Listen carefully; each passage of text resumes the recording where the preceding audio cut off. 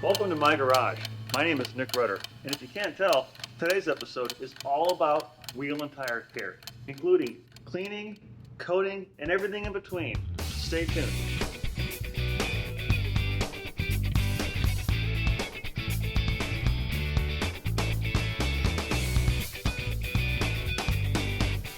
Proper wheel and tire care starts with choosing the right cleaner and the right brushes. You see, wheels come in all different shapes and sizes as well as finishes. There's clear coated, there's painted, powder coated, chrome, anodized, aluminum, polished, and pretty much everything in between that you can imagine. And if you choose the wrong cleaner, believe it or not, you can actually cause more harm than good. Chrome wheel cleaners, for example, are higher on the acid scale, which chrome is able to tolerate that. But a standard clear coated or painted wheel requires a specialized cleaner that's pH balanced and non-acidic. The vehicle that I'm going to use for this demonstration is a Dodge Charger Hellcat, and any high-performance car, especially one with over 700 horsepower, it accelerates fast. Well, you need big brakes to slow all that speed down. And this particular Charger has the Brembo brakes, and these brakes are notorious for producing a ton of brake dust. You see, sports cars, they have a softer brake pad compound to create more friction when the brakes are hit, so it slows the vehicle down faster. The downside of this is they create a ton of brake dust.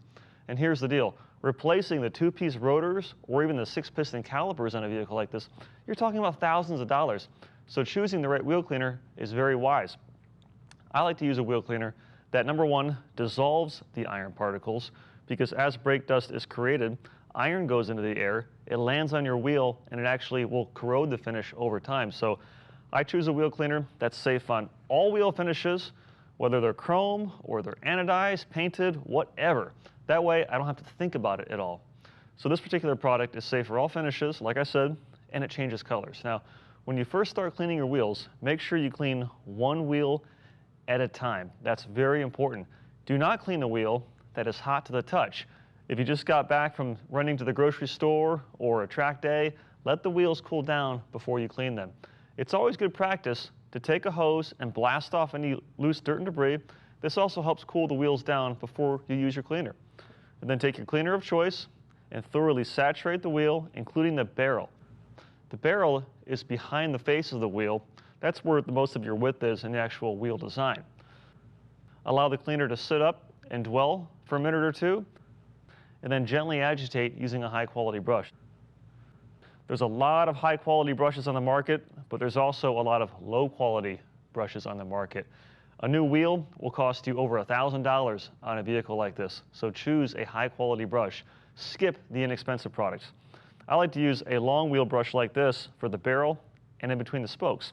This is a Woolies design, and it has synthetic fibers along with the long handle and a nice grip, so you can really get in and clean the barrel and all the hard to reach areas. Because if you're a car guy or if you're a car gal, you take pride in how your car looks. And having the face of the wheel clean, that looks great, but the barrel shows that you really care about the attention to details. So I like to clean the barrel first. It's really simple, just go back and forth. And with the length of this brush, you really don't have to worry about your knuckles getting beat up by the actual wheel itself. Now, this brush comes in different shapes and sizes, depending on the size of your wheels. And some wheel designs are more intricate than others. That's when you use the smaller version. And then for the face of the wheel, I like to use a natural boar's hair brush. And the reason why is the boar's hair brush, it's very soft, but it's also a very effective scrubbing tool. And the advantage of the boar's hair brush is that it has thousands of these soft bristles that individually, you wouldn't think that they're effective scrubbing tools. However, when you package several thousand of them together in this one brush, it's very soft, but it's also very effective for removing brake dust when used in conjunction with a good cleaner.